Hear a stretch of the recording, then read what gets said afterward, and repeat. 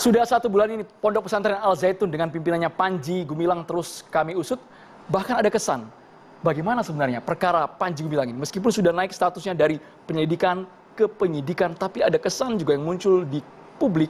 Kok kesannya masih mengambang? Kok belum ada tersangka satupun hingga saat ini? Bukan hanya soal aliran dana, kemudian ancaman jerat Undang-Undang ITE, tapi yang terbaru adalah ajaran ritual tak lazim. Dengan judul yang kami angkat ada kata nyelenehnya, Maria, ya. Itu dia, setiap 1 Muharram kita tentu mengingat esok hari menjadi peringatan 1 Muharram dan juga biasanya menjadi hal yang cukup istimewa di Al Zaitun, di mana memang banyak ribuan orang yang kemudian berkumpul di Al Zaitun untuk melakukan beberapa ritual aneh.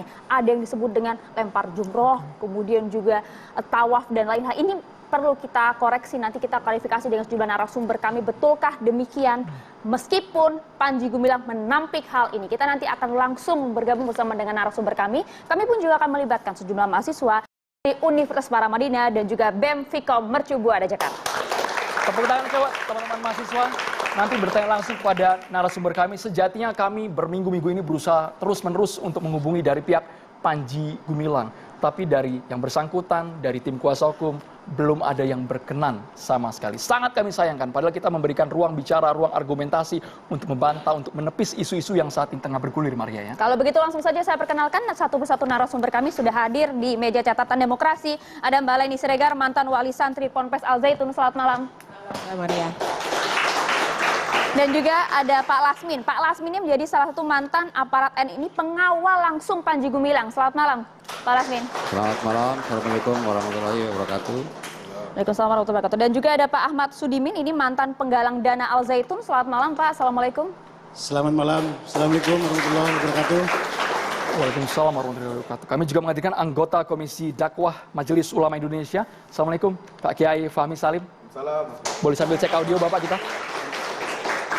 Waalaikumsalam warahmatullahi wabarakatuh. Alhamdulillah. Siap. Kemudian ada juga Direktur Eksekutif Ma'arif Institute, Bapak Abdul Rohim Ghazali. Assalamualaikum, Pak Abdul Rohim.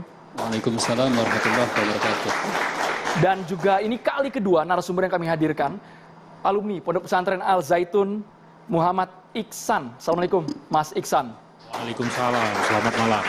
Sekali lagi, teman-teman mahasiswa, baik itu dari Paramadina maupun Mercu Buana, nanti akan kami berikan ruang sendiri bertanya kepada narasumber. Tapi terlebih dahulu kami ingin langsung mencari tahu ke Pak Ahmad Sudimin. Apakah betul Pak Ahmad Sudimin ada istilah-istilah yang tidak lazim, bukan hanya istilah, tapi juga tindakan yang dilakukan di Ponpes Al Zaitun. Sekalian Bapak menjelaskan latar belakang Bapak, kapasitasnya apa, apakah betul Pak dulu ikut dalam tanda kutip juga mencari uang sebanyak-banyaknya?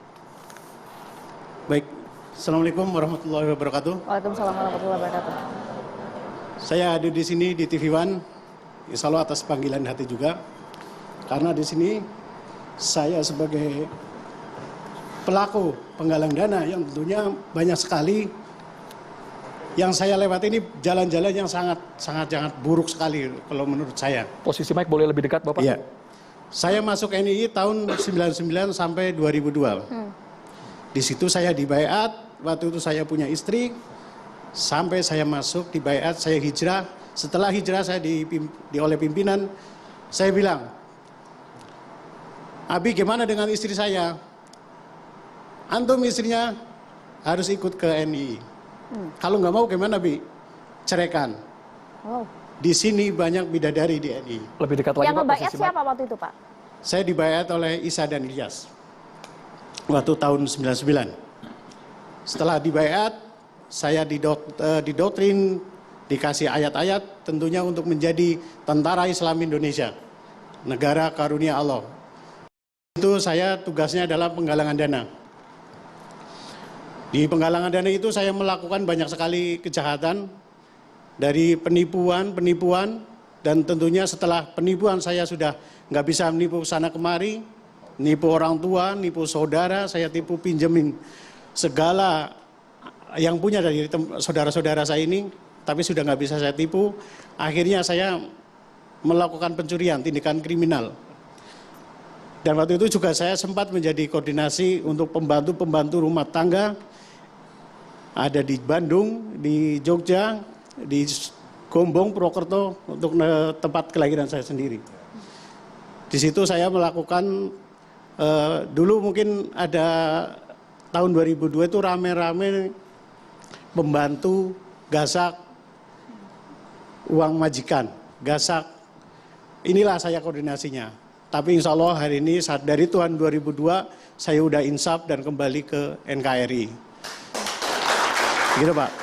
Sebentar Pak Maksudini, mohon maaf kami sebelumnya ketika Bapak menjelaskan Pak Lasmin, apa yang membuat begitu emosional Pak Lasmin ketika mendengar penjelasan Pak Sudimin? Bismillahirrahmanirrahim. Assalamualaikum warahmatullahi wabarakatuh. Waalaikumsalam warahmatullahi wabarakatuh. Begitu mendengar penjelasan dari Pak Sugimin, apa yang dialami oleh Pak Sugimin nggak beda jauh dengan saya. Begitu juga saya yang ngalamin hal yang sama. Bahkan orang tua sendiri, keluarga sendiri, adik-adik, saudara-saudara saya, semuanya saya katakan kafir. Karena tidak mau ikut. Jadi pada waktu itu adik kandung saya lagi sekolah. Lagi ujian STM kelas 3, ujian terakhir. Saya culik dari Kebumen, saya bawa ke Jakarta untuk dihijrahkan. Setelah di sana hijrah, baru 3 hari dia langsung kena stroke, saking stresnya. Belum lagi orang tua saya sendiri, adik kandung juga. Pas mau menikah di rumah di Kebumen sana sudah menerima tamu undangan untuk menikah, menunggu pengantin dari Jakarta. Hari itu juga saya gagalkan. Akhirnya orang tua saya kalap, menyemplung ke Waduk Sempor. Mungkin di sini ada tahulah bentuk ke orang Kebumen, Waduk Sempor. Ditolong oleh tukang mancing, sehingga alhamdulillah orang tua saya selamat. Disitulah maka begitu mendengar yang itu sama, mungkin bahkan lebih sakit lagi daripada saya. Sangat. Ternyata setelah sekian lama saya ngikutin NII KW9 yang dipimpin oleh Imam Negara Islam, yaitu Panji Gumilang. Ternyata ini semua adalah rekayasa. Ini semua adalah bentukan atau settingan dari pemerintah itu sendiri. Setelah saya melihat, mendengar kutipan dari Bapak Mahfud MD bahwa Panji Gumilang dan Al Zaitun dan NII KW9 itu adalah memang settingan dari pemerintah. Itu lebih menyakitkan lagi buat saya setelah saya mendengar ini. Sangat sakit. Sangat sakit. Pengorbanan kami. Dengan penjelasan dari Pak. Di belakang kami enggak sedikit. Ribuan, ratusan ribu. Sampai pada hari ini. Santri-santri semua. Belum orang tua. Kalau memang ini benar settingan pemerintah Panji Gumilang untuk melawan NII yang dulunya oleh Kartosuwiryo, KW9 ini diciptakan untuk melawan Kartosuwiryo, NII-nya Kartosuwiryo. Itu kan berarti kami akan diadu domba. Boleh dikasih jarak sedikit Bapak, posisi mulut dengan kami akan mic? diadu dengan mereka. Sementara cara Panji Gumilang untuk merekrut umatnya atau masyarakat dengan anwal dan anfus, jiwa dan raga, harta, semua pada waktu itu tidak. Ya buat saya enjoy aja karena ingin menegakkan li'ilahi kalimatillah, negara karunia Allah. Siapa yang nggak mau masuk surga? Ya. Saya mau tanya, yang hadir di sini dan semua, siapa yang nggak mau masuk surga? Dengan janji-janji yang dijanjikan oleh Panji Gumilang. Sampai kami masuk disumpah, di baiat. Yang tadinya sholatnya rajin, yang tadinya taat kepada orang tua, berani kepada orang tua sekarang, sampai meninggalkan, bahkan sampai dikafir-kafirkan. Belum yang lainnya seperti bapak ini, pekerjaannya mencari duitnya gimana, mencuri, mengkoordinir para pembantu-pembantu untuk dimasukkan kepada orang-orang yang membutuhkan jasa pembantu itu. Setelah 1 hari 2 hari dia tinggal di situ, majikannya meleng, majikannya lengah, hartanya dikuras, apa yang ada di dalam rumah itu dihabisin. Beliaulah yang mengkoordinir hal-hal itu. Pak Lasmin mohon maaf Pak, Anda tadi sampaikan bahkan sampai menitikan air mata begitu, mengingat betapa kemudian Anda menjauhkan diri dengan keluarga, kemudian bahkan sampai sempat mengkafirkan mereka dan berbagai macam hal lainnya. Apa yang didoktrin oleh Panji Gumilang dan juga NI pada saat itu kepada Anda Pak? Doktrinnya kan jelas. Siapa sih yang gak mau masuk surga? Doktrin yang paling itu kan itu, yang paling kuat kan dijanjikan masuk surga. Kalau hidup di dunia ini hanya sementara sandiwara seperti ini, seperti tadi pemerintah mengkoordinir Panji Gumilang dan jajah itunya begini itu kan cuma sandiwara. Tapi di situ kan ada janji-janji doktrin yang menjanjikan bahwa dijamin akan masuk surga di bawah naungan negara karunia Allah, dipimpin oleh Presiden Panji Gumilang yang sekarang mengatasnamakan Syekh di negara karunia Allah. Di situ kan ada sebutan Madinah, Indonesia, tanah yang suci.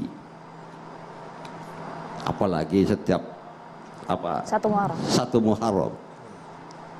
Kalau dengar cerita di Mekah sana, di Madinah sana, lempar jumroh itu kan pakai batu. Nah di Madinahnya di Indonesia pakainya semen, karena pada waktu tahun 2000 itu baru peletakan batu pertama Masjid Rahmatan lil Alamin yang terbesar bahkan tertinggi di seluruh Asia. Pak Lasmin, kami pertegas Bapak begitu mengetahui aktivitas di dalam Ponpes Al Zaitun. Apakah benar Bapak juga punya latar belakang pernah menjadi pengawal dari Panji Gumilang? Dari tahun 96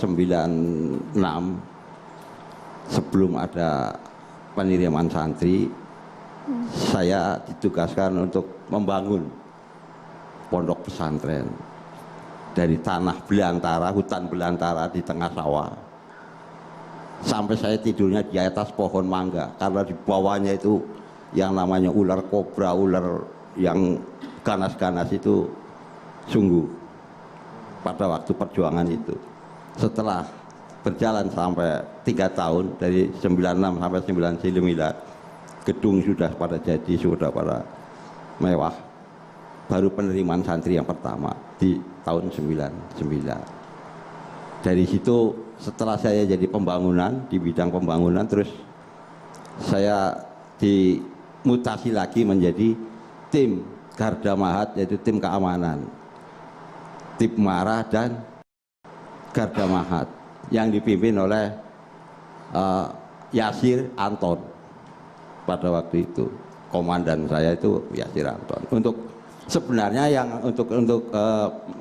yang lebih detailnya itu adalah Pak Yasir Anton itulah yang mengetahui semua perjalanan Mahat Al Zaitun dan NII KW 9 itu. Karena saya di bawah naungan Pak Yasir Anton itu, sehingga Samina Fatonanya terhadap Yasir Anton itu. Nah, itu tadinya sebelum masuk ke sana kan dari 91 sampai 95.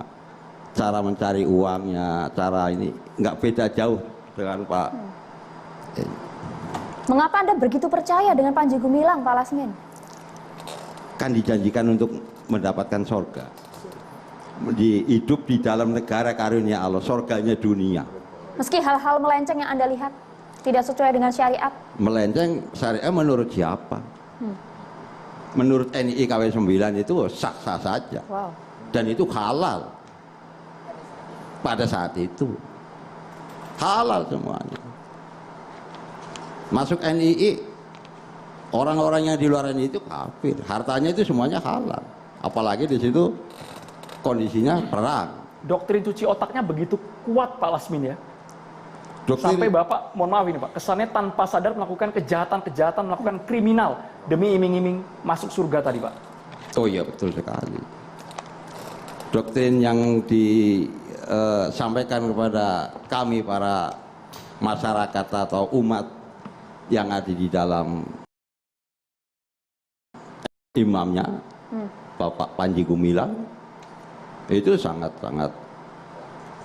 kuat sekali. Siapapun yang mudah masuk ke situ pasti hanyut, pasti tergiur. Bahkan jangankan di baiatnya itu yang nomor 3 itu jelas disumpahnya di situ. Rela berkorban, jiwa, raga, tuh. Dengan dalil apa? Dengan apa namanya? Nyawa taruhannya, jiwanya, semuanya, harta yang apa yang ada di dalam diri saya, yang saya punya, dikorbankan semua untuk membangun negara Islam Indonesia. Wajar saja kalau sekarang katanya Indonesia negara suci, nggak perlu lempar jumroh di Arab sana. Karena di Indonesia sendiri sudah suci, negara Islam karunianya Allah. Itu di situ jelas sekali. Kalau di sana ngelemparnya pakai batu. Kalau di Indonesia waktu itu karena di tahun 2000 baru peletakan batu pertama yang namanya Masjid Rahmatan lil Alamin. Ngelemparnya pakai semen 100 sak, 1000 sak. Sampai sekarang masih itu Pak? Ya. Kegiatan seperti itu masih? Oh ya masih sampai sekarang. Wow. Bolehlah nanti ditanyakan ke itu Pak yang santri yang bekas apa mantan santri yang dari sana, alumni santri dari sana. Itu sangat-sangat sampai sekarang ya namanya lempar jumroh ya, ya memang begitu, bukan suatu keanehan buat kami karena kami sedang membangun. Doktrin itu yang tadi Anda dengar, termasuk juga kepada Anda Pak Sudimin, doktrin yang sama juga Pak? Iya, betul. Jadi kenapa saya mau melakukan semua itu, ya jelas itu doktrin. Saya dikasih surat Al-Anfal ayat 72 ya. Ada orang yang beriman. Orang-orang yang beriman ini ada 3. Yang mana yang beriman ini? Orang yang berjihad di jalan Allah. Itulah yang dikasih ke kita. Itu ayat Al-Quran, jadi kita menerima aja. Jadi kita dikasih, bagaimana kita mau berhijrah, kita dikasih ayat. Kita mau memfa'i, mau merampas, mencuri, dikasih ayat. Jadi apapun yang mau kita lakukan semua ayat, ada ayatnya. Begitu Pak. Anda bisa jelaskan Pak keterlibatan Anda dalam penggalangan dana itu seperti apa? Tadi yang saya sebutkan dari awal, saya dulu mengkoordinir pembantu-pembantu. Jadi masuk ke majikan sehari 2 hari. Kalau majikan pergi, mereka juga ikut pergi. Tentunya dengan membawa hasil rampasan perang itu. Ghanimah. Betul tuh Pak, sampai mendatangkan mobil truk mengangkut semua barang-barang dari dalam rumah? Kalau untuk tim saya sendiri enggak. Hanya barang-barang kecil tapi berharga. Kita nggak pernah ngambil barang-barang besar tapi nggak ada nilainya. Ngerampok itu halal menurut Anda Pak? Halal, karena kata di negara karunia Allah. Waktu itu, di luar ini kafir semuanya. Yang belum berbaiat kepada negara karunia Allah adalah kafir. Kami masih heran Pak Sudimin, kenapa Bapak yang tadinya mungkin sudah punya latar belakang agama juga ketika masuk ke Al Zaitun, ini klaim dari Bapak. Meskipun kami belum bisa mengkonfirmasi langsung apakah betul Bapak melakukan hal-hal yang merampok itu. Ini kan kesaksian nyata dari Pak Sudimin. Yap. Tapi berlangsung berapa lama itu Pak? Sampai merampok, kemudian melakukan kriminal lainnya, membohongi keluarga sendiri demi mendapatkan uang banyak dan disetorkan ke lingkungan ini. Selama 3 tahun. Nggak ada penyesalan satupun, sedikit pun tidak pernah tersadarkan Pak. Waktu itu tidak ada, saya justru bangga. Saya bisa membangun negara lebih cepat. Bangga Pak. Bangga waktu itu. Karena saya di NKRI itu musuh saya. Saya sudah didoktrin menjadi tentara Islam Indonesia. Jadi saya bangga waktu itu. Selama 3 tahun melakukan tindakan kriminal, Anda pernah diproses secara hukum? Pernah. Oh. Waktu itu di Purwokerto. Karena saya jadi buron selama mungkin 1 tahun saya. Nah, itu diproses oleh Polres Banyumas. Itu kebetulan pimpinan saya sendiri sempat masuk ke BUI. Itu, Mbak. Oke, Anda dan juga pimpinan Anda kemudian sempat masuk ke BUI. Pimpinan NII KW 9 pada saat itu nge-backup Anda nggak, Pak? Setelah kita masuk BUI itu nggak ada namanya di backup, itu nggak ada. Justru kita dikatakan sudah tidak aman. Bisa dikatakan kita sudah punya ibaratnya penyakit. Jadi Mbak Maria saya tambahkan ya, di sana itu pimpinan-pimpinannya kabur kalau anggotanya itu ketangkap. Dibuang begitu saja. Dibuang. Padahal mereka sebenarnya yang menyuruh untuk berbuat seperti itu mereka. Mereka yang membolehkan, mereka yang menyuruh, tapi udah ketangkap dia bilang nggak aman, dibuang. Mereka nggak mau tanggung jawab, apalagi sampai ke pucuk pimpinannya itu nggak mau tahu dia. Gitu. Yang mau tahu itu mereka tuh duit gitu. Tapi dalangnya siapa sih, Mbak Leni, Pak Sudimin dan juga Pak Lasmin? Sebenarnya dalangnya siapa? Karena kita juga tidak mau nuduh orang tanpa bukti, hanya sekedar kata. Tapi kalau tidak sesuai dengan faktanya, ini bisa jadi bahaya, bisa jadi bumerang buat Bapak Sudimin, buat Bapak Lasmin, karena kita harus juga mempertanggungjawabkan acara ini, Pak. Kita butuh hak jawab dari yang Bapak tuduhkan itu siapa. Sesaat lagi, Pak, dijawab hanya di Catatan Demokrasi, pemirsa. Sesaat lagi, Pak Lasmin.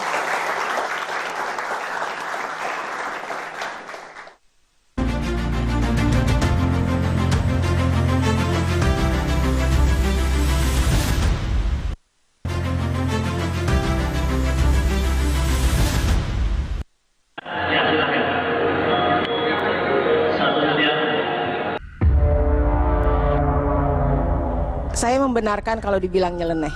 Dan semuanya itu harus tunduk patuh sama dia. Mereka harus totalitas, memberikan semua yang dimiliki untuk perjuangan. Jadi kalau satu Muharram datang ke Al Zaitun pasti rame. Kepada yang amat berhormat Syekh Al Zaitun, kami silakan.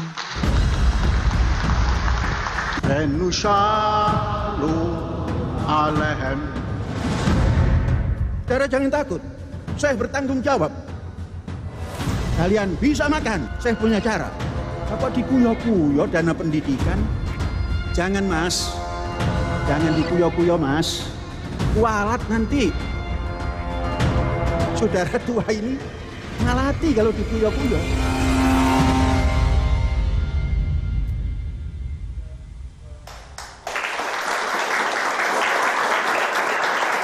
Kita langsung ke Pak Sudimin. Kami juga berharap mengundang Bapak dengan pertanggungjawaban, kemudian apa yang Bapak alami ini memang sesuai fakta dan bisa mengungkap ini dengan terang benderang, Pak Sudimin. Tapi harapan kami Bapak bisa cerita alur instruksi ini, apakah memang berasal dari, kita sebutkan pimpinan Ponpes Al Zaitun langsung, atas nama Panji Gumilang, atau ada layer-layer hingga akhirnya perintah itu sampai ke Pak Sudimin untuk melakukan tindakan kejahatan demi NII itu, Pak. Jadi gini, saya tidak mengatakan bahwa ini langsung perintah dari Pak Panji Gumilang atau Syekh kita, Syekh Mahat Al Zaitun. Tapi ini kita punya struktur, karena saya hidup di teritorial. Wilayah mana Anda, Pak? Saya wilayah Jakarta Selatan. Oke. Jadi saya punya pimpinan, waktu itu saya masih di tingkatan desa. Saya semua sebagai wadat atau kopilah. Kalau di RI itu setara dengan RW, ketua RW. Tapi saya ibaratnya sebagai tentara, tentunya saya apapun yang dilakukan, diperintahkan oleh pimpinan akan saya lakukan. Dan masalah pertanggungjawaban bahwa pimpinan saya adalah Syekh Mahat Al Zaitun dan ibu kita negara NII adalah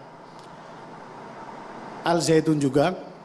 Saya pegang majalah Al Zaitun dari tahun 99. Tahun 2002 ini, edisi tahun 2000. Karena saya keluar, mohon maaf, Pak. Saya keluar ini tahun 2002 dan saya dapat majalah ini dari sekitar tahun 2000. Ini terpegang dari dulu, nggak pernah saya keluarkan kemana-mana. Ini bukti, saya 3 tahun cuma mendapatkan majalah Al Zaitun. Karena pimpinan, saya bertanya, waktu itu pernah bertanya sama pimpinan, Bi, kalau negara Islam Indonesia ada di Indonesia sekarang ini, terus ibu kota kita di mana? Pimpinan saya menjawab, ya ini ibu kota kita ada di Al Zaitun, di Indramayu Hargelis. Walaupun saya belum pernah menginjak kakinya di Al Zaitun, cuma saya mendapatkan ini, jadi saya yakin. Dan setiap satu Muharram, pimpinan saya, para hobilah-hobilah dan yang lainnya itu berbondong-bondong datang ke Al Zaitun. Itu yang membuat saya yakin, udah perjuangan saya udah benar ya. Karena ibu kota saya ada di Al Zaitun, negara karunia Allah. Itu Mas. Ini Pak ya. Ya. Ini peta apa Pak ini Pak? Denah lokasi. Iya, betul. Itu Ini majalah yang memang diproduksi oleh Ponpes Al Zaitun. Al Zaitun. Dan kita itu yakini karena itu yang dikasih sama mereka, didoktrinkan ke kita. Tapi mohon maaf Pak, isinya kalau saya baca sekilas, judul-judulnya penggabungan berbagai ilmu karate. Maksudnya ya murni hanya harian kegiatan dari Ponpes Al Zaitun Pak. Tidak ada judul misalnya cara merampok ala NII ya tadi Bapak sebutkan. Lomba memancing, kisah kebun salak dan sebuah masjid.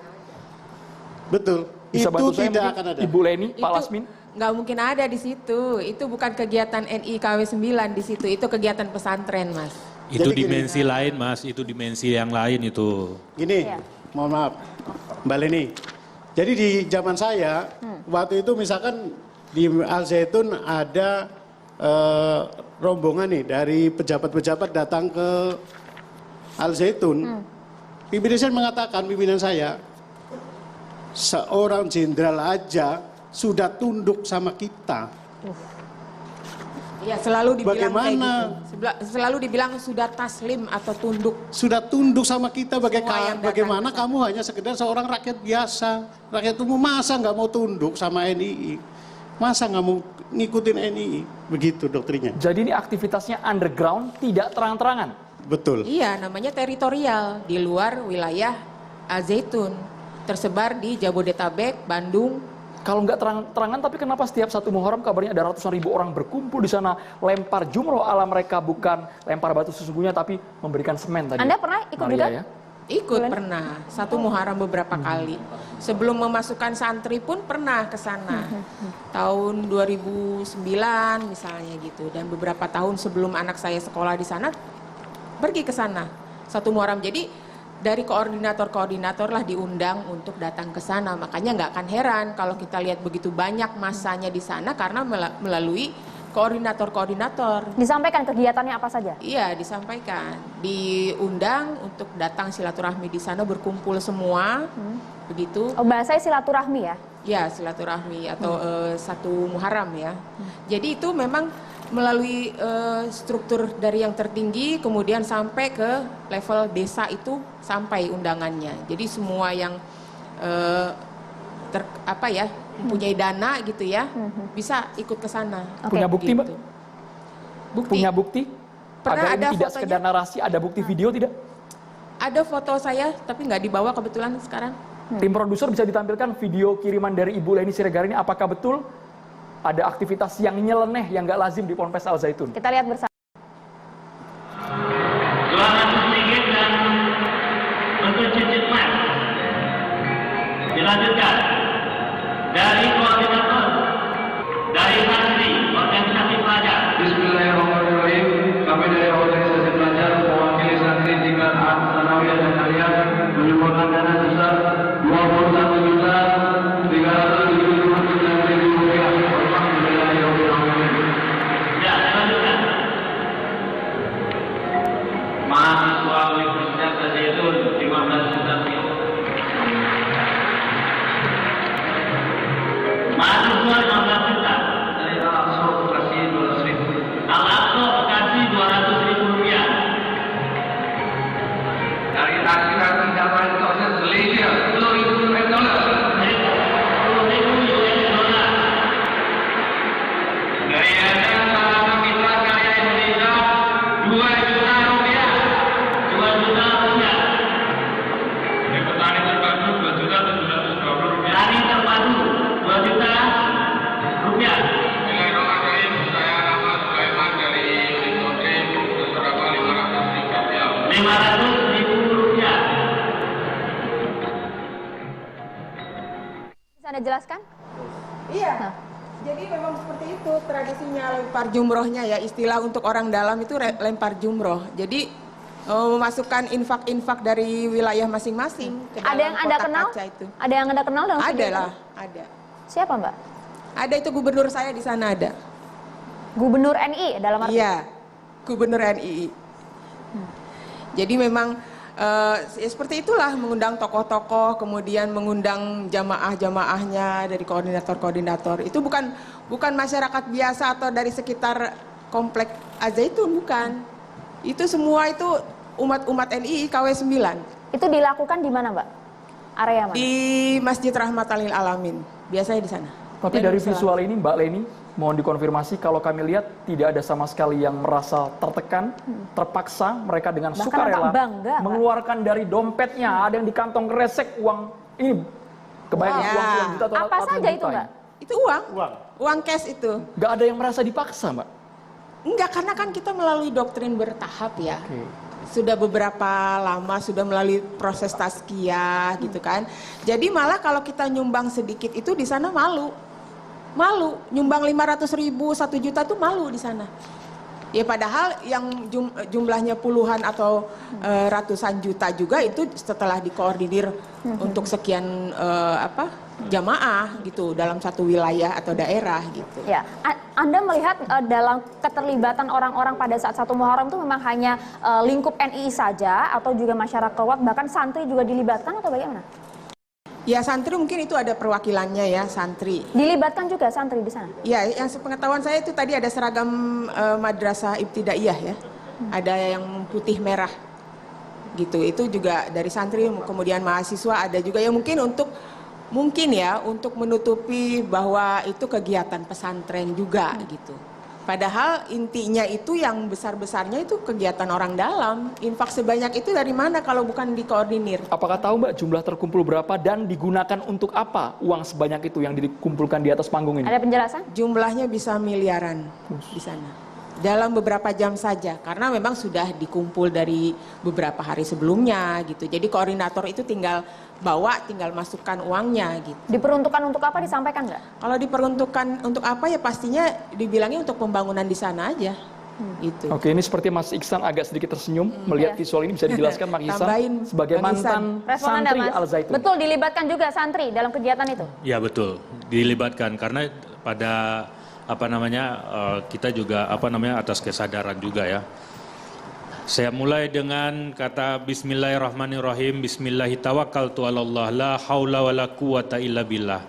Asyhadu an la ilaha illallah wa asyhadu anna Muhammadar Rasulullah. Begitu pembukaan santri Al-Zaitun kalau berpidato. Qulil haq walau kanal muron. Mohon maaf Syekh dan pengikutnya. Mohon maaf juga kepada masyarakat. Saya harus menyakiti Anda semuanya karena kejujuran saya. Karena saya nggak rela berbohong demi Anda bahagia. Karena hari ini tuh posisi saya dibenci oleh masyarakat dan saya juga dibenci oleh pengikutnya Syekh Panji Gumilang. Ya, jadi gini, Ma'had Al-Zaitun saya analogikan begini ya. Ada kelompok orang yang kerjaannya adalah mengedarkan obat terlarang. Oke? Udah dikonfirmasi oleh Pak Mahfud bahwa ini adalah bentukan negara. Oke? Jadi oleh negara orang-orang ini atau kelompok ini dibikinkan apotik oleh pemerintah. Yang di dalam apotik itu menjual obat yang sesuai dengan izin BP POM. Sesuai, yang legal semuanya. Obat-obat itu yang dikonsumsi oleh kami para santri Al-Zaitun. Gitu. Dimana kalau realnya itu adalah dibuat sebuah lembaga pendidikan pesantren di mana kurikulumnya semuanya kegiatan di dalam Al-Zaitun adalah sesuai dengan rekomendasi Kemenak. Tapi di situ juga apotik ini tempat bersembunyi bandar atau pentolan-pentolannya pengedar obat terlarang tadi. Yang dijual di masyarakat di dalam Al-Zaitun. Oke? Korbannya adalah masyarakat, bukan santri Al-Zaitun. Santri Al-Zaitun minum obat yang legal. Gitu. Yang kemudian mohon maaf Bapak-bapak, Ibu-ibu, yang orang-orang ini adalah pengedar-pengedarnya atau mereka yang minum-minum obat terlarang tadi. Obat itu ini analogi kan ya Mas ya? Ini analogi. Analogi ya? Ini analogi. Obat itu kalau sampai ke minum 1 pil aja, maboknya kayak Bapak tadi itu. Bisa mencuri, merampok, dibentuk sama negara loh, Dan itu sampai hari ini masih ada kegiatan itu. Siapa korbannya hari ini kita lihat? Kami santri kena stigma oleh masyarakat, diolok-olok di media sosial. Santri Al-Zaitun tinggal bayar 2 juta udah boleh zina. Di masyarakat kami dipandang begitu, kami malu. Berapa banyak influencer yang mengolok-olok kami. Padahal kami baik-baik saja. Siapa lagi korbannya? Rakyat Indonesia seperti bapak-bapak ini, ibu ini. Bukan 1-3 orang ini, bukan. Ratusan ribu orang. Ratusan ribu orang. Betul. Kita ada bencana alam ya. Hilang 1 orang aja beritanya itu bisa sebulan 24 jam diputar. Hilang 1 orang. Ini ratusan ribu orang kayak gini negara main loh. Udah masuk ke penyidik tersangkanya nggak ada, gimana coba? Iya. Sekarang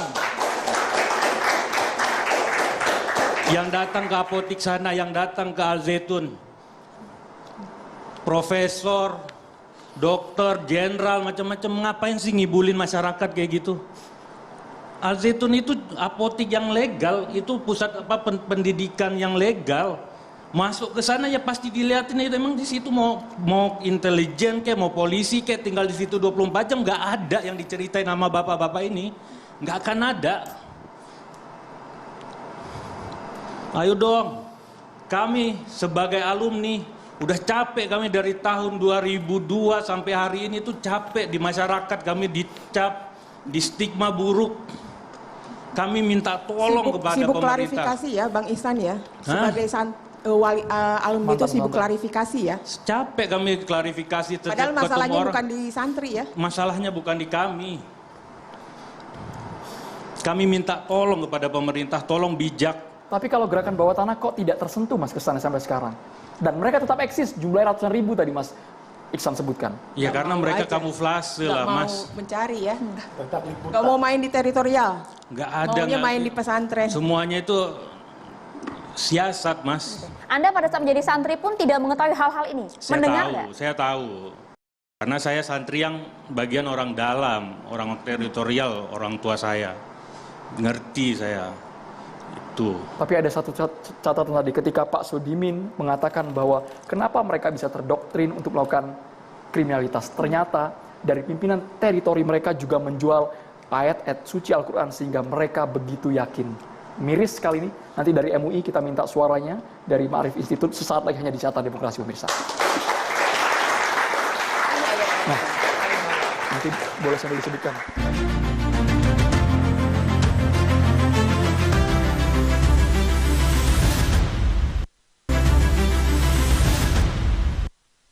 Untuk mendidik kok diblokir? Pikiran yang sehat itu mesti pelan-pelan diumumkan oleh lembaga yang mestinya melindungi. Saudara jangan takut, saya bertanggung jawab. Jangan pernah takut. Kalian bisa makan. Saya punya cara.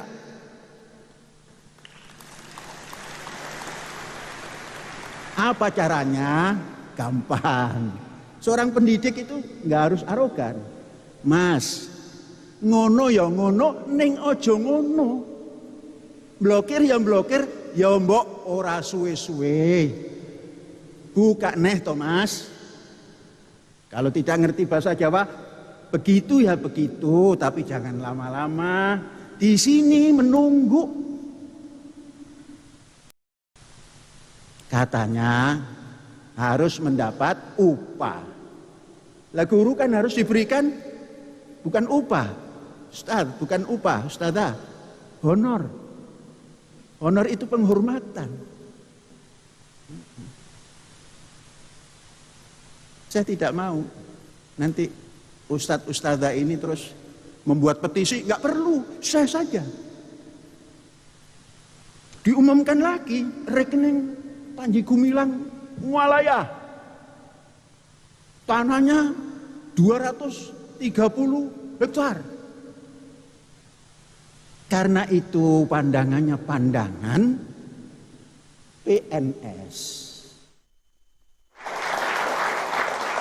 Iya. Hingga kini bahkan Panji Gumilang masih terus menyangka berbagai tuduhan-tuduhan terhadap dirinya maupun juga pondok pesantren maupun juga keterlibatan NII, Ponpes Al Zaitun dan juga Panji Gumilang. Kami akan libatkan juga mahasiswa yang hadir hari ini untuk bisa bertanya langsung dengan narasumber kami. Silakan. Selamat malam Bapak Ibu sekalian. Perkenalkan, nama saya Anjani Koirunisa dari BEM Fikom Universitas Mercu Buana. Saya ingin bertanya ke Bu Leni. Bu Leni, kan Anda sudah menemukan dan membongkar banyak fakta yang tidak lazim yang terjadi di Ponpes Al Zaitun. Nah, tujuannya itu untuk apa? Apakah menuntut untuk Ponpes Al Zaitun ini untuk ditutup atau pimpinannya akan diapakan? Terima kasih. Makasih Mbak Hairunisa. Pertanyaannya bagus dan saya langsung jawab ya. Yang saya tuju itu pimpinannya. Pimpinannya yang terutama, saya pikir itu juga sama dengan Menko Polhukam ya. Panji Gumilang, saya pikir itu memang otak dari semuanya karena memang di sana sudah tidak ada lagi majelis syuro atau setingkat MPR ya kalau di RI. Sehingga dia punya kekuasaan yang mutlak, yang penuh gitu. Jadi memang dialah yang berkuasa sampai ke umat yang paling bawah. Itu kami rasakan sekali gitu. Sampai ada satu kasus juga waktu itu saya mau memasukkan lagi anak ke pesantren ya habis libur sekolah gitu. Saat itu di gate saya disuruh untuk tes COVID, tes antigen, rapid tes antigen yang kedua. Padahal saat itu saya sudah bawa rapid tes antigen anak itu hasilnya pada pukul 7 pagi gitu. Jam 11 kami tiba di sana itu disuruh rapid test yang kedua. Dan di situ saya sudah meminta tolong agar tidak usah rapid test lagi lah, mubazir. Kan Islam itu tidak boleh mubazir ya. Karena memang baru beberapa jam yang lalu kami mengeluarkan uang untuk minta hasil COVID-nya dan negatif gitu. Tapi disuruh diulang di sana. Untuk kedua kalinya petugas tidak bisa ambil keputusan, kemudian saya minta untuk disambungkan dengan tim dokternya, ketua tim dokternya saya bilang. Dan di situ disambungkan lagi kepada ketua tim dokternya, Dr. Dani di situ, Dani Kadarisman. Dan di situ setelah nyambung pun dia tidak bisa berbuat apa-apa. Sampai akhirnya bolak-balik dari ketua panitianya itu menyambungkan lagi ke Syekh Al Zaitun. Nah, untuk permasalahan di situ saja ternyata harus sampai ke Panji Gumilang gitu ya. Sampai sore kami itu terkatung-katung, apalagi saya bawa adik-adiknya banyak kebetulan anak saya ya. Terkatung-katung disuruh pulang lagi. Di situ saya tahu oh memang apa-apa di sini harus sampai kepada pimpinannya. Itu entah di urusan pesantren ataupun di urusan kami sebagai orang dalam KW 9. Itu satu. Kemudian yang keduanya juga waktu mau ngambil laptop kami ya, itu sampai setelah kami ikuti prosedurnya ternyata bukan tinggal diambil tapi juga dikasih prosedur baru dari asrama anak saya yang laki-laki, harus menandatangani 3 poin perjanjian. Dan di poin nomor 2 itu saya tidak sepakat ya, kami sebagai orang tua tidak sepakat karena isinya harus mengikuti seluruh program Syekh Al Zaitun. Di situ tidak setujunya karena urusan sekolah kenapa harus ditulisnya Syekh Al Zaitun gitu. Harusnya kan pimpinan pesantren. Kami maunya dirubah redaksinya. Syekh Al Zaitun siapa Mbak Leni? Dipertegas. Panji Gumilang. Syekh Al Zaitun itu Panji Gumilang. Bahkan belakangan beberapa tahun terakhir itu pengennya dipanggilnya YAB. Yang amat berhormat gitu. Itu saking dia itu mungkin ingin sekali ditinggikan di sana gitu. Ya memang terlalu berlebihan ya kedengarannya. Baru ini ya seumur-umur dengar istilah YAB gitu ya. Yang ada kan YTH ya yang terhormat. Di sana YAB yang amat berhormat. Tapi sekarang belakangan udah hilang. Ya disitulah memang ketahuan untuk urusan pesantren ataupun urusan orang dalam tuh ya pucuk pimpinannya Panji Gumilang. Dan saya juga punya catatan Mbak. waktu kami di dalam itu kan ada tazkiyah ya, pembinaan. Jadi sejak saya hijrah sampai keluar tidak pernah mendengar nama lain selain Panji Gumilang sebagai imamnya yang tertinggi. Di situ catatan pada 13 Rabiul Tsani 1421 atau 15 Juli 2000. Di sini ada disebut 3 nama pada tahun 82, Abu Faruk, Haji Rais, dan Abi Toto. Siapa itu? Abi Toto itu adalah Panji Gumilang, karena Toto itu panggilan nama anaknya yang pertama. Nah, kalimat berikutnya, ketiga orang tersebut tidak mampu membuat Allah berpihak kepada NII. Di bawah Abi Toto, NII menggebrak RI dengan hujumah tafsiriyah dan maliyah. Tahun 95 Allah bantu NII untuk menghancurkan RI. Nah, jadi di situ di catatan saya itu memang disebut Abi Toto yang menggebrak RI dengan hujumah tafsiriyah atau perekrutan dan juga maliyah atau pendanaan. Selain itu Mbak Leni, yang kami ingin dengar juga Anda punya catatan bahwa apapun kegiatan aktivitas oleh Panji Gumilang ini selalu berlandaskan ayat-ayat suci Al-Quran yang ditafsirkan sendiri sehingga masyarakat bisa dengan mudah terdoktrin. Ya. Anda bisa Sambil ulangi? diperlihatkan, Bu? Silakan. Ini saya bacakan beberapa doktrin ayat-ayat yang biasa dibacakan kepada kami ya. Ya. Jadi contohnya Quran surat 8 ayat 72.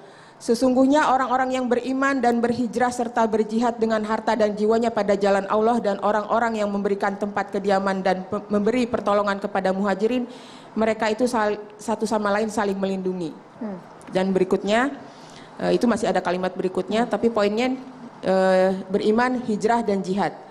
Kemudian Quran surat 26 ayat 52, maka janganlah engkau taati orang-orang kafir, berjihadlah terhadap mereka dengan Al-Quran dengan semangat perjuangan yang besar. Quran surat 9 atau At-Taubah ayat 24, ini seringkali didengungkan, dibacakan kepada kami. Katakanlah jika bapak-bapakmu, anak-anakmu, saudara-saudaramu, istri-istrimu, keluargamu, harta kekayaan yang kamu usahakan, perdagangan yang kamu khawatirkan kerugiannya, dan rumah-rumah tempat tinggal yang kamu sukai, lebih kamu cintai daripada Allah dan Rasulnya serta berjihad di jalan Allah, maka tunggulah sampai Allah memberikan keputusannya. At-Taubah ayat 41, berangkatlah kamu baik dalam keadaan ringan maupun berat dan jihadlah dengan harta dan jiwamu di jalan Allah. Itu yang disampaikan kepada kami kalau kami lagi malas, kalau kami lagi mungkin dalam kondisi pasif. Doktrin-doktrin dari Panji Gumilang ya. Ya, Tolong cerahkan kami Ustaz Fahmi. Sedangkan ada satu ayat, mohon maaf sebentar. Oke. Satu ayat yaitu di Quran surat Al-Isra ayat 29 itu tidak pernah disampaikan kepada kami. Yang mengenai infak itu jangan jor-joran gitu intinya. Jangan terlalu mengulurkan tangan atau juga jangan terlalu membebani diri sendiri, mengikatkan tangan di leher gitulah kira-kira, jangan terlalu pelit gitu. Itu tidak pernah disampaikan kepada kami. Padahal nyatanya seharusnya ya seperti itu, tidak boleh terlalu berlebih-lebihan sampai menahan-nahan lapar segala untuk infak gitu. Ya, menarik ini yang disampaikan oleh kesaksian dari saudara kita. Ini kita sangat prihatin ya. Majelis Ulama Indonesia sebenarnya menerima pengaduan soal NII, KW9, Az-Zaitun itu sejak awal tahun 2000. Ya, 2002 bahkan sebelum MUI bersikap itu sudah ada fatwa NII, KW9, Az-Zaitun adalah aliran sesat, itu dikeluarkan oleh Forum Ulama Umat Islam Indonesia di Bandung. Setahu saya waktu itu belum bergabung ya di Majelis Ulama Indonesia ya, tetapi mengikuti karena saya pernah di Komisi Pengkajian dan Penelitian. Waktu saya pertama bergabung itu tahun 2010, itu sudah banyak sekali pengaduan dari mantan-mantan anggota NII KW9 ini yang kemudian keluar dan kemudian memberikan kesaksian testimoninya ke Majelis Ulama Indonesia. Dan kita sudah mengumpulkan data-data waktu itu. Nah, kabar terbaru hasil kajian dari MUI ini untuk yang periode sekarang ini itu sudah selesai dan sudah disampaikan ke Komisi Fatwa, Mas, MUI Pusat. Dan kemudian yang saya dengar hari ini sudah selesai ya, sudah disampaikan ke Barreskrim tapi tidak dipublish. Saya sendiri tidak tahu apa isi poinnya, tapi saya bisa bisa mengambil sebuah poin-poin tidak jauh dari apa yang dulu pernah kita kaji dan teliti. Di antaranya adalah tentu akan menabrak 10 kriteria aliran sesat atau sebuah aliran dinyatakan sesat ya oleh Majelis Ulama Indonesia. Bapak sebagai MUI pada waktu 2002 tadi, kenapa MUI kok diam saja? Sebentar. Tidak mengeluarkan fatwa untuk menyesatkan Panji Gumilang. Oke, sebentar, jangan dipotong dulu. Itu bukan ranah saya untuk menjawab ya, karena saya juga belum bergabung waktu itu di MUI, karena saya pulang dari Kairo itu 2007, 2010 baru dimasukkan. Tapi sebagai perwakilan MUI pasti tentu tahu ya Pak ya, tentu alasan tahu, itu tentu ya. tahu. Boleh langsung dijawab saja? Hal-hal seperti itu. Oke. 10 kriteria aliran sesat menurut MUI itu kan dihasilkan tahun 2007 Pak.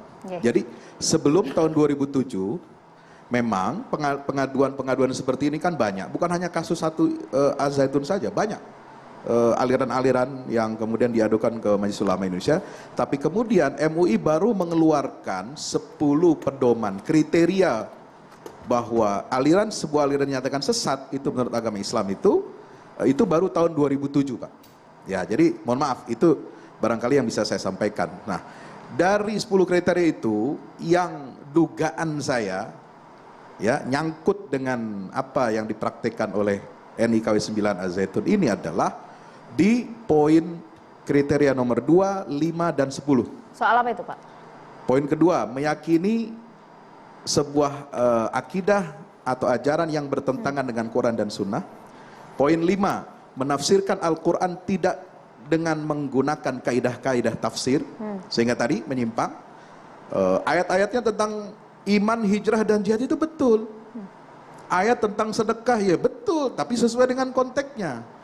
Ayat tentang kita harus lebih mencintai Allah dan Rasul daripada orang tua, kerabat, betul, tetapi sesuai yang tafsirnya seperti itu. Kalau ditafsirkan bahwa kita harus lebih mencintai NIKW 9, negara Islam Indonesia menurut Panji Gumilang itu ya lebih cinta daripada orang tua kita, bahkan orang tua saudara dikafirkan, ya itu yang salah, itu yang sesat aplikasinya ya. Jadi memang kemudian sebentar, yang nomor 10 itu adalah mengkafirkan sesama muslim tanpa dalil syar'i. Jadi tiga ini menurut dugaan saya Pak Kiai, itu tapi satu hal menyangkut tiga ini itu kesalahan kekeliruan fatal daripada termasuk sesat artinya aliran, Pak Kiai, saya tidak bisa mengatakan itu Pak karena Kiai, ini tidak dipublis, belum dipublis.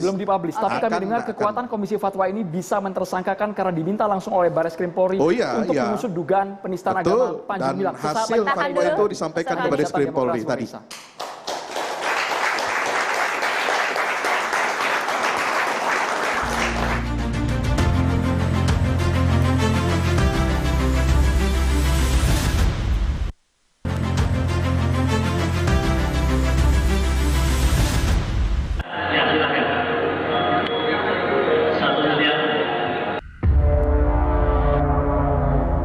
Saya membenarkan kalau dibilang nyeleneh. Dan semuanya itu harus tunduk patuh sama dia. Mereka harus totalitas, memberikan semua yang dimiliki untuk perjuangan. Jadi kalau satu Muharram datang ke Al-Zaitun pasti rame. Kepada yang amat berhormat Syekh Al-Zaitun, kami silakan.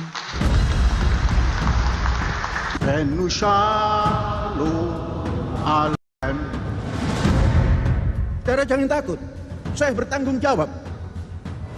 Kalian bisa makan, saya punya cara. Apa dikuyo-kuyo dana pendidikan? Jangan mas, jangan dikuyo-kuyo mas. Kualat nanti. Saudara tua ini ngalati kalau dikuyo-kuyo.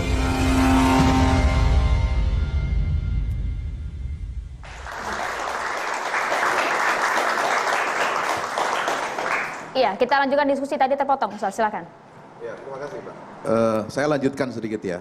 Selain kriteria aliran sesat MUI itu, yang menurut dugaan saya itu 3 poin utama itu yang akan menjerat gerakan atau aliran Al-Zaitun ini ya. Nah di sisi lain saya melihat dari kasus ini saya memperhatikan ini ada upaya dari kelompok-kelompok mereka ini menampilkan ajaran Islam itu sehingga membuat ajaran Islam ini tercemar. Ya, sehingga pemahaman umat terhadap ajaran Islam ini menjadi buruk. konsepnya benar, ya, istilah-istilah kunci dalam Islam itu mereka pakai. Memang itu istilah yang benar. Contoh misalnya tentang jihad bil amwal wal anfus, dengan harta dan nyawa, tentang sedekah, tentang taat, tentang baiat, tentang tazkiyah. Tadi disebut tazkiyah. Yeah. Tazkiyah itu nufus, itu prinsip yang bagus itu. Saya sedikit mau minta, karena ini waktunya sangat singkat. Saya sedikit minta mau pendapat Pak Kiai dengan pernyataan Menteri Menko Polhukam Bapak Mahfud MD yang mengatakan bahwa NII KW9 ini adalah buatan negara. Ya. Saya ingin minta pendapat Pak Kiai. Saya ini kan mantan korbannya NII KW9.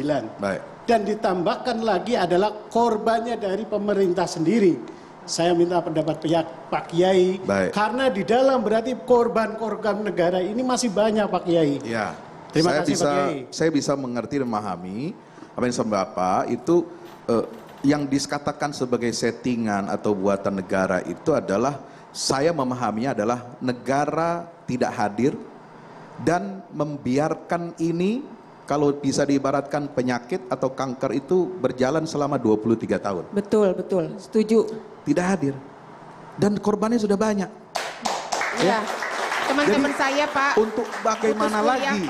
Putus kuliah, Pak, teman-teman saya. Kita harus, negara ini adalah negara hukum, negara menjunjung tinggi kedaulatan rakyat, ya, negara yang berpancasila, berketuhanan yang Maha Esa, ya, yang harus melindungi hak-hak tumpah darah, seluruh tumpah darah Indonesia ini. Kita harus hadir ini.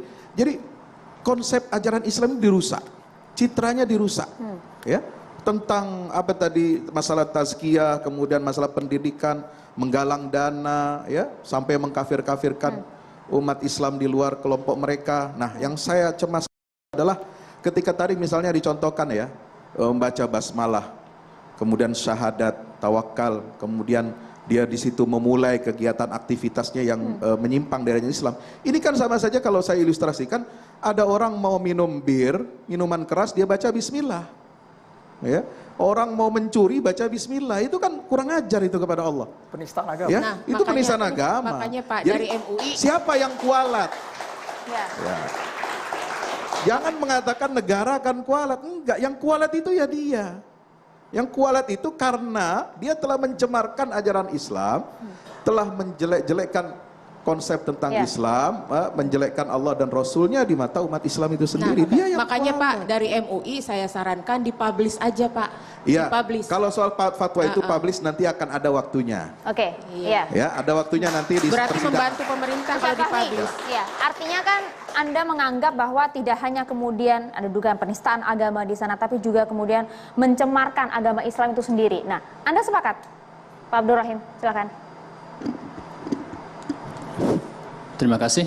Ini bukan soal sepakat atau tidak sepakat, ya. Pertama saya ingin mengatakan bahwa ini peringatan buat kita semua. Jangan kita tergiur dengan orang yang dikit-dikit bicara atas nama Islam tanpa kita mengetahui Islam apa yang dia bawa. Itulah.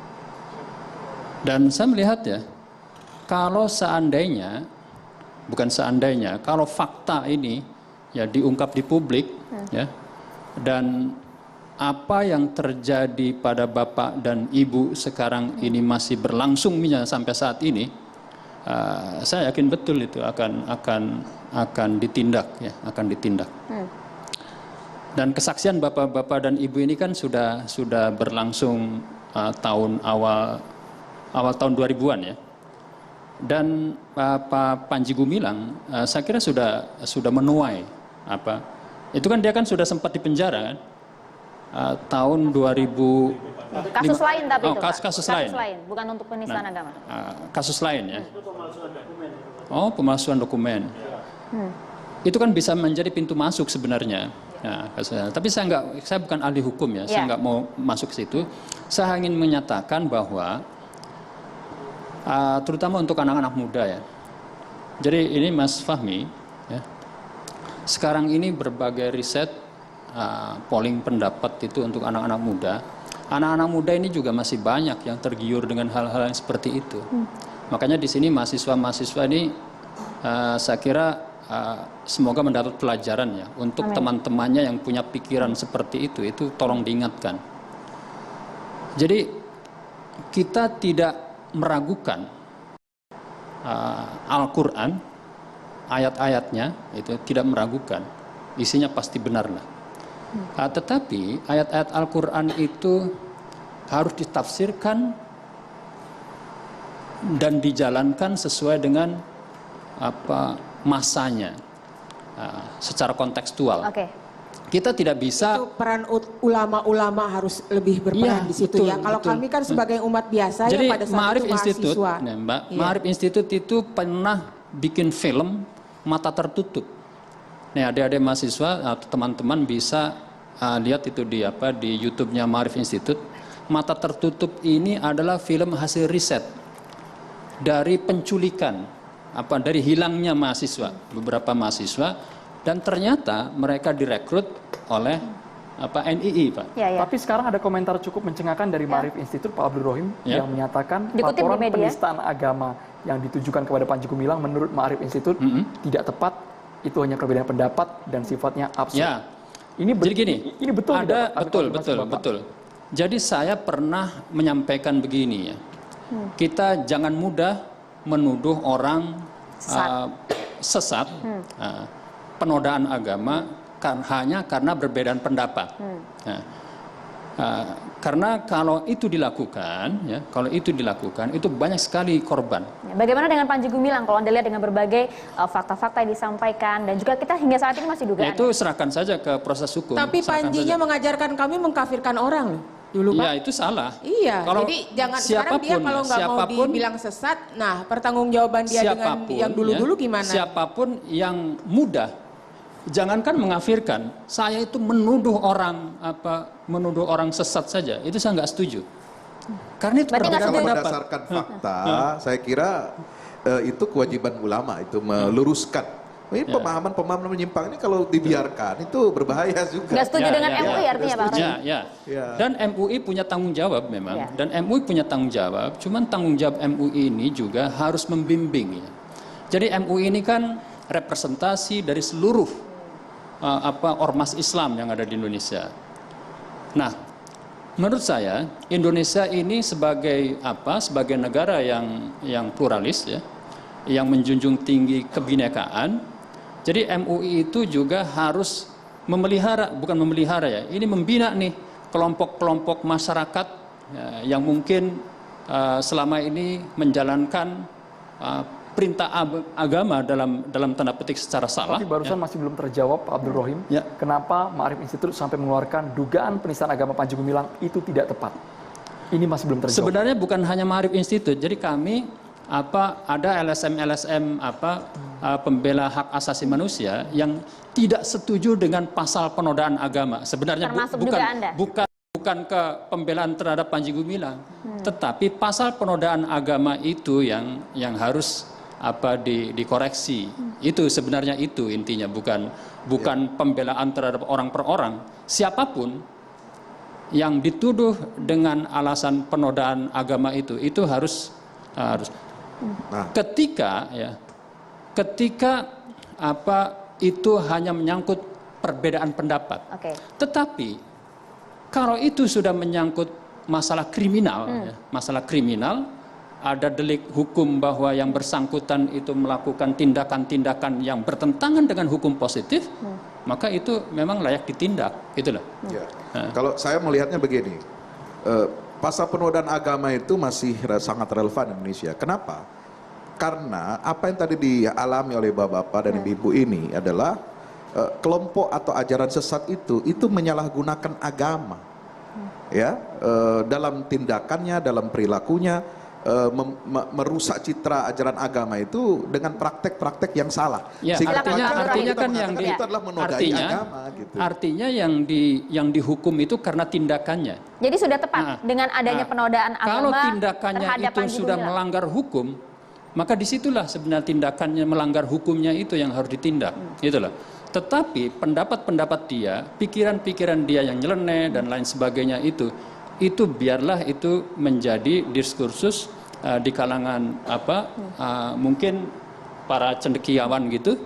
Tetapi kalau diskursus itu sudah terrefleksi dalam kegiatan-kegiatan yang melanggar hukum, maka itu aparat hukum yang punya kewenangan. Pelanggaran hukum itu sebenarnya itu sudah menodai agama.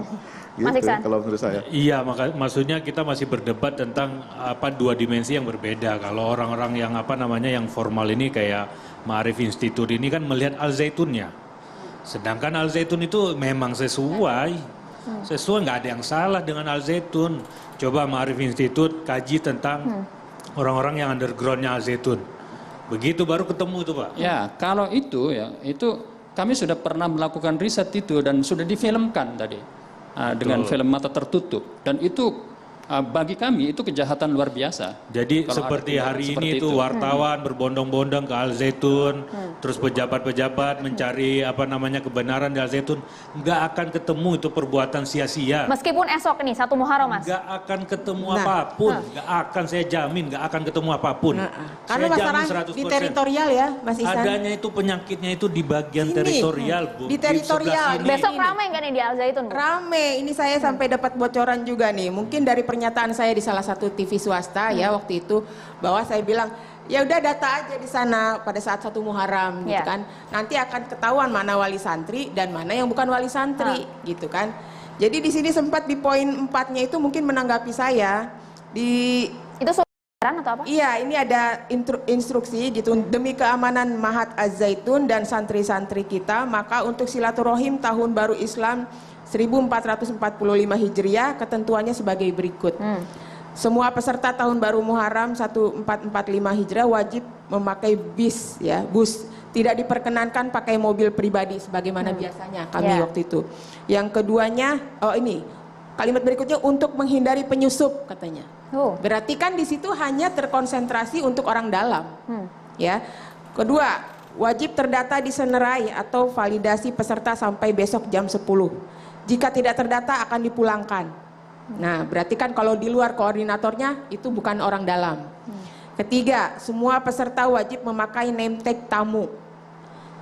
Keempat nih, ini yang jawaban ke pernyataan saya di TV swasta. Semua peserta adalah wali santri _ kerabat santri. Oke, internal artinya tidak seperti biasanya. Iya, internal pesantren. Yang biasanya kan orang dalam itu belum tentu dia sebagai wali santri gitu. Baik, kita dengarkan dari Pak Lasmin, Pak Sudimin, karena kami ingin tahu singkat saja harapan Bapak dengan perkara yang sudah menjerat Panji Gumilang ini. Karena sampai sekarang statusnya masih terlapor. Dari Pak Lasmin, apa yang ingin Anda sampaikan, harapan Anda?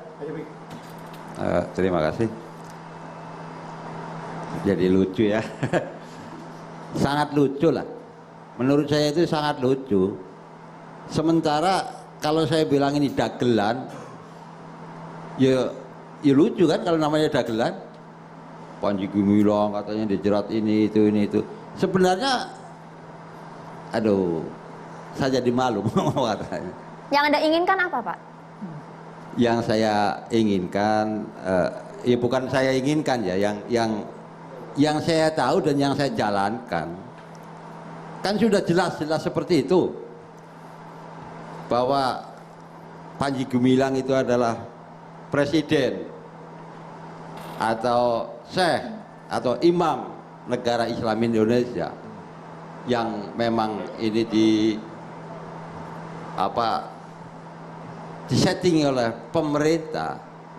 Sebenarnya sangat mudah untuk menghentikan ini semua karena ini settingan pemerintah. Kita tunggu proses hukumnya seperti apa. Catatan Demokrasi akan segera kembali sesaat lagi, pemirsa.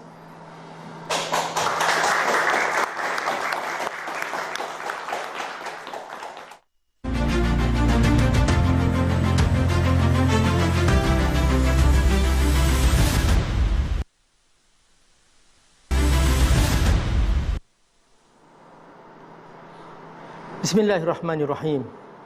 Assalamualaikum warahmatullahi wabarakatuh. Pemirsa rahimakumullah, dalam diskusi kita malam ini ada 5 kosakata penting. Yang pertama, Muharram. Allah menyebutkan minha arba'atun hurum, bahwa di antara 12 bulan itu ada 4 bulan yang Allah muliakan. Di antara bulan-bulan itu adalah bulan Muharram dan Allah mengagungkannya. Maka Allah memberikan pesan penting dalam Al-Quran. Fala tadlimu fihinna anfusakum. Janganlah sekali-kali kamu berbuat zalim, menyimpang di bulan suci itu. Sungguh sebuah penyimpangan yang besar ketika seseorang sesuka-suka dia menganggap bahwa melempar jumroh di mana saja. Padahal sudah jelas melempar jumrohnya di Mina. Pergi haji di mana saja. Padahal haji itu ya ke Mekah. Nah, yang seperti ini jangan sekali-kali kita jadikan ibadah khusus di bulan yang suci ini yang jelas menyimpang. Kosakata yang kedua adalah pesantren.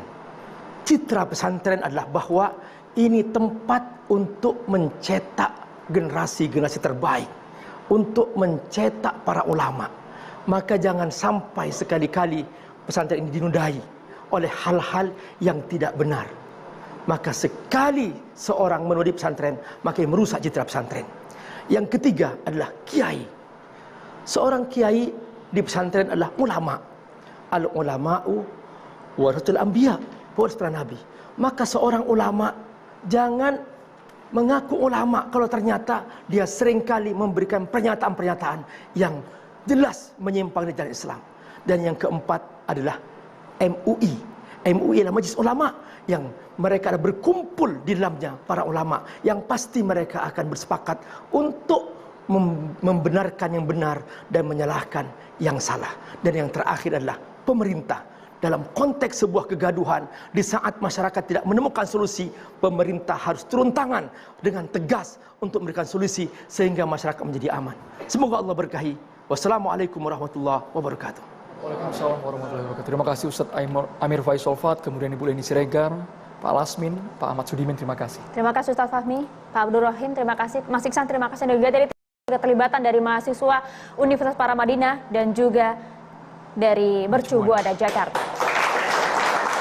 Pemirsa, kita akan tunggu bagaimana nanti gelar perkara dari penetapan tersangka yang akan dilakukan oleh Mabes Polri terkait dengan kasus penistaan agama yang dilakukan oleh Panji Gumilang dan juga bagaimana penyelesaian dari segala polemik mengenai Ponpes Al Zaitun. Saya akhiri, saya Maria Segaf. Dan saya Andromeda Mercury, terima kasih, selamat malam, sampai jumpa.